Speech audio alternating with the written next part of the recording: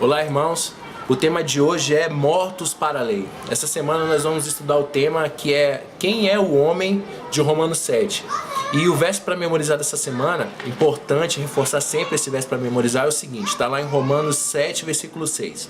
Agora, porém, libertados da lei, estamos mortos para aquilo a que estávamos sujeitos, de modo que servimos em novidade de espírito e não na caducidade da letra.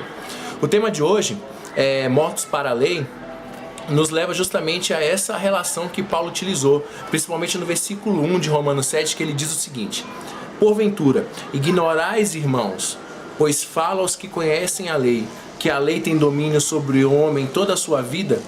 E aí ele vem utilizando, principalmente nos versículos 5, 6, na verdade, no capítulo 7, a primeira parte do capítulo 7, trata justamente essa relação, esse exemplo que Paulo colocou do casamento.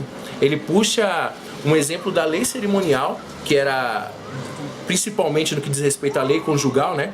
Onde a separação, o divórcio poderia se dar por meio da morte, né?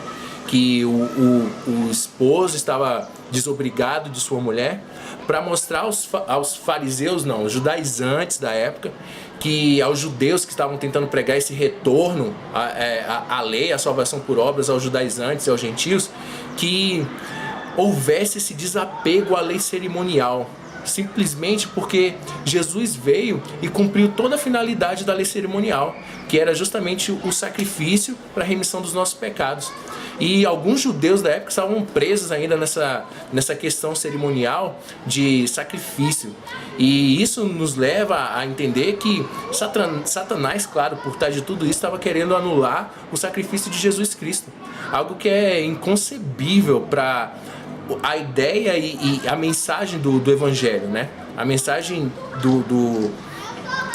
a mensagem de um cordeiro, de um sacrifício perfeito que veio para nos salvar.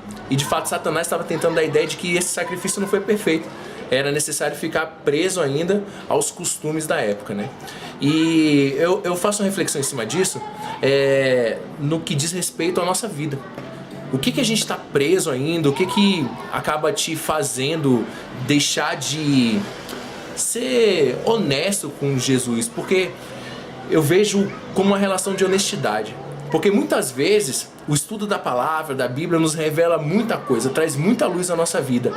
Mas muitas vezes também deixamos de ser honestos com Deus. Porque quando a lei aponta o erro que nós estamos cometendo, não sanar esse erro, não procurar a ajuda de Jesus para sanar esse erro, nos torna culpados. Porque muitas vezes fica claro, mas nós não temos honestidade e humildade suficiente para reconhecer que somos pecadores. A gente precisa entender que uma frase que eu ouvi uma vez na igreja que para mim me marcou muito. Batismo é diferente de conversão. O processo de conversão, ele existe mesmo antes do batismo, e neste momento, mesmo depois de batizado, nós estamos passando por um processo de conversão até o retorno de Jesus Cristo. Esse processo de santificação, de ser separado. E existe uma relação de honestidade, porque Deus é honesto conosco e sempre foi honesto conosco. A maior prova de honestidade de Deus é Jesus Cristo.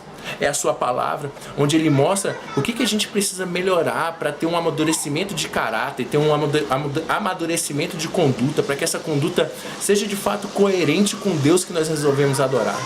Então eu queria convidar vocês para fazer essa reflexão hoje na vida de vocês. Que tipo de apego eu tenho ainda aos costumes ou tradições ou manias da minha vida, os quais me fazem ser desonestos com Deus? Eu preciso ver o que na minha vida tem me levado a ter uma relação de desonestidade. Porque o problema não é ser tentado não é pecado. A questão é, o que você tem feito para vencer essa tentação? Porque como a gente viu na semana passada, os nossos esforços puro e simplesmente sozinhos, né, não nos levam a nada. Só Jesus Cristo pode nos dar poder, pode nos dar força para conseguir vencer esses obstáculos, vencer essas tentações, vencer as dificuldades que o pecado e que Satanás tenta levar para a gente. Então, irmãos, eu convido os irmãos para que a gente possa viver em novidade de vida, mas por inteiro. Jesus quer que a gente viva por inteiro para Ele, porque Ele Deus entregou o que Ele tinha, tudo. Deus se entregou por inteiro para que a gente pudesse ter a esperança da salvação e viver com Ele novamente, né? Eu queria convidar os irmãos para orar, para fechar essa semana, colocar esse hábito também nos vídeos, para que a gente possa, já que a gente está falando o nome de Deus, invocar o nome dele sempre, né? Oremos. Querido Deus, amado Pai, obrigado, Senhor, por sempre estar à disposição para nos ajudar com o seu poder e com a sua força, Senhor. Sempre que precisamos, o Senhor tem nos atendido, Senhor, principalmente no que diz respeito à nossa salvação e à escolha correta, Senhor. Ser conosco é o que te pedimos humildemente, em nome do seu santo e amado Filho Jesus. Amém. Até o próximo vídeo, boa semana, pessoal, um abraço.